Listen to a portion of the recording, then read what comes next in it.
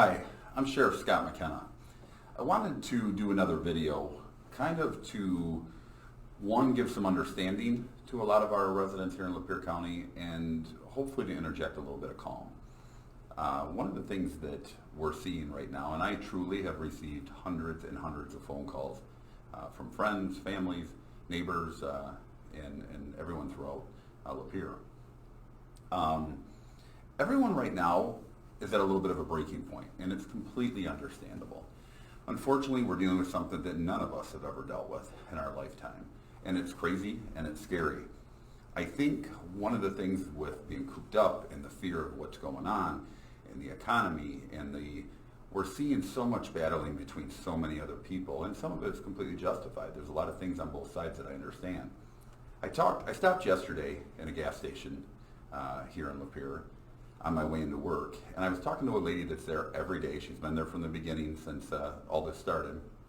One of the things she got talking to me about, which I think it's kind of crazy, and it was kind of sad at the same time, is she said, I've been here since the beginning of this. I'm worked day shift all the time through this, and she said, since 90% of the customers that come in here are the same people every day. And as she talked about it, she said, I've seen the decline in people mentally and unfortunately physically. And I thought it put it really into perspective because she sees them every single day that are coming through, and she said the toll that this has taken on everybody. That's pretty profound, and we talked about it, and the bad part is she's right. I think we're all seeing that. Before I get into some of the key points of it, I really want to take a minute and thank everybody that's essential out there. First of all, everybody in Lapeer for doing their part. I really want to thank the hospital staff, the doctors, nurses, the people that are cleaning rooms, respiratory therapists, all of our first responders, the health department. They've been nonstop through this, emergency management, all the other things. But also all those essential employees that have kept food in our fridges or items that we needed that were essential. So I thank you to each and every one of them because it's taken a toll on them also, and they've kind of got us through this. So I don't think they get a ton of credit. I do. I love it. I see the things that are coming in here, people in delivering food to hospitals. Thank you for that. And that's what I always talk about all the time, how Lapeer County comes together, and it's just another example of how great this county is. So let's talk a little bit about the executive orders.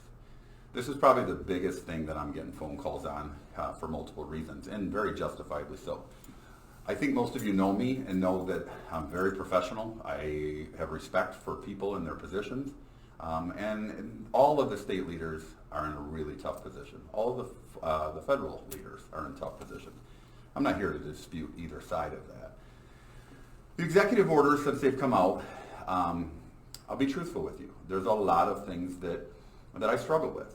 And unfortunately, a lot of these executive orders put us right into the middle of this because there was so much gray area, so much misunderstanding, and a lot of things that we didn't understand, and then people ultimately are putting out there that we're going to be enforcing these.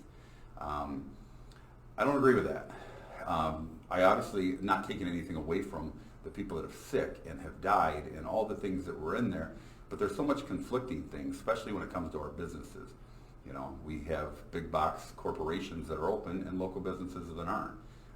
Again, not taking away from the medical side of it is, but these are things that unfortunately I have to deal with every day. And a lot of the things that I don't have answers for because of how vague they are. Some of you have come to me recently in the last couple of days. Some of the sheriffs up in northern Michigan put out a letter, a reference to the executive order. And I'm sure some of you have seen those. And in short, I'll paraphrase this, but they basically said, we will not have strict enforcement of these orders. We will deal with on a case-by-case, common sense basis. Very well put. And the truth of the matter is, and that's why I thought it was important to come and talk to you today, is we've been doing that from the beginning.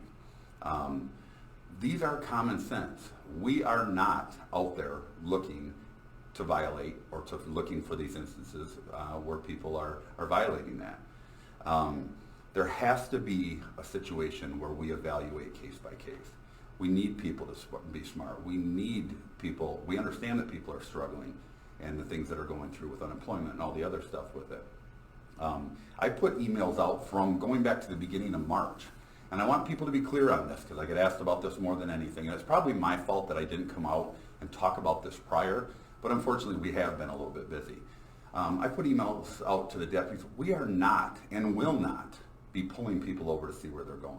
We will not be checking on people to see if they're coming and going to somewhere essential. I'm not okay with that. And I want to make sure clear to people that we're not doing that. I get good people, good family people that are concerned to have their husband or wife going to Kroger's or whatever store to buy something where they're going to get pulled over and get first it was a $500 ticket, now a $1,000 ticket.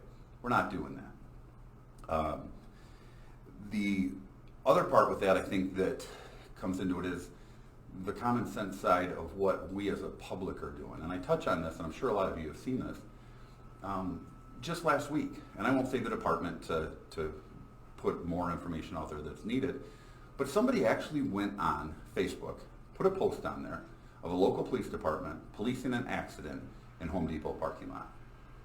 What the actual story was is that there was a private property accident, that 911 was called, the officers responded, took care of the accident, that was fine, and they moved on. Someone took a photo of the officer standing at one of the windows of the cars that were involved in the accidents, and then placed that information on Facebook, saying that the law enforcement in Lapeer was ticketing people and standing there looking at people's receipts when they came out of this store to see if they had essential items. If they did not have essential items, they were writing them a $1,000 ticket for violating the executive order. That's absurd. And unfortunately, that defeats everything we're trying to do as law enforcement.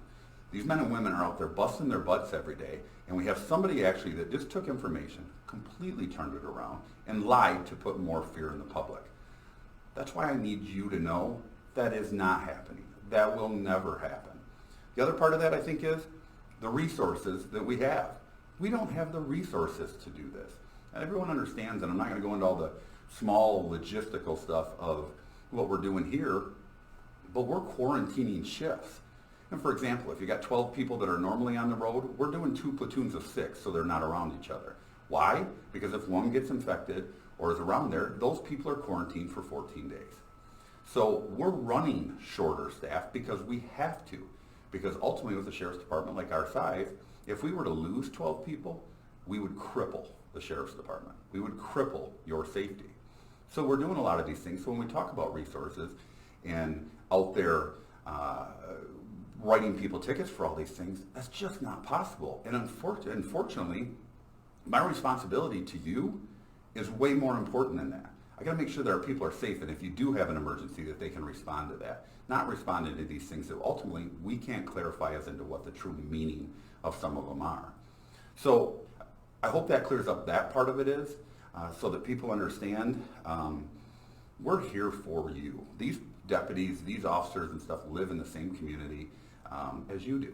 They're raising their families here. We're here to help. We're not here to do this. Everyone's going through a crazy time. But I don't want the misinformation, the posts on social media that were complete lies. And unfortunately, that scares everybody. People are already paranoid. People are already having stress because of financial and economic reasons and family reasons and kids being home. You don't need information like that just to make it worse. I touched on it in that last video, and I probably touch on it in every video. Please keep an eye on your kids. Please keep an eye on making sure they're okay. We as adults can't figure out really what's going on and are confused and frustrated and all these other things that are happening. And then you throw the financial stress, or are you off work? Have you been trying to get on unemployment and unable to? They're trying to understand it too. And when we can't, it makes it really tough on them. And understand there's going to be breaking points. Heck, there's breaking points for us as adults. The times where we struggle through that.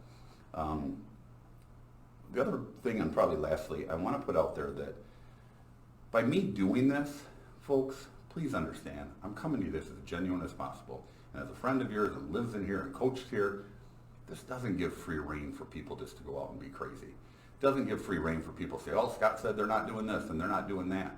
Common sense comes into play. And we are going to deal with this on a case-by-case basis. If somebody is out there and doing something that is putting our town in jeopardy and making decisions in public gatherings, whatever it may be, then obviously we're going to intervene and try to stop and make a smart decision. Don't put us in that spot. The day-to-day people are doing a great job of staying home, keeping their family safe, whatever it may be. I'm hoping, just like a lot of you, that there, come April 30th, that we'll have some answers to start looking at opening up with it. And with that, I do ask I spoke to Senator Kevin Daly this morning, and we speak every day because of all the things going on.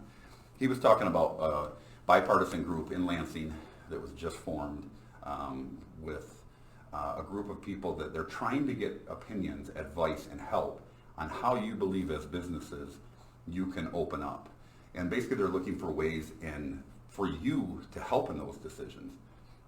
If you go online to MI, so Michigan MI, safeworkplaces.com, there's a survey on there. If you as a business, small business, whatever, can go in, log on to that survey and put that information, it doesn't take very long, I went through it myself, that'll help with this because we need to start looking at those things. We need to get rolling again. And ultimately, when I said about not giving free rein, let's keep in mind for the people that we have lost in this county. I don't have the new numbers from today, but as of yesterday, there was 125 that had tested positive and 11 deaths.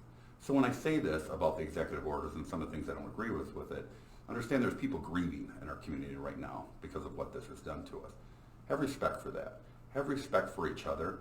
And most importantly, please be safe and know we are out there to help you. We are not out there to mess with you. I ask that each of you be safe, and I will talk to you soon.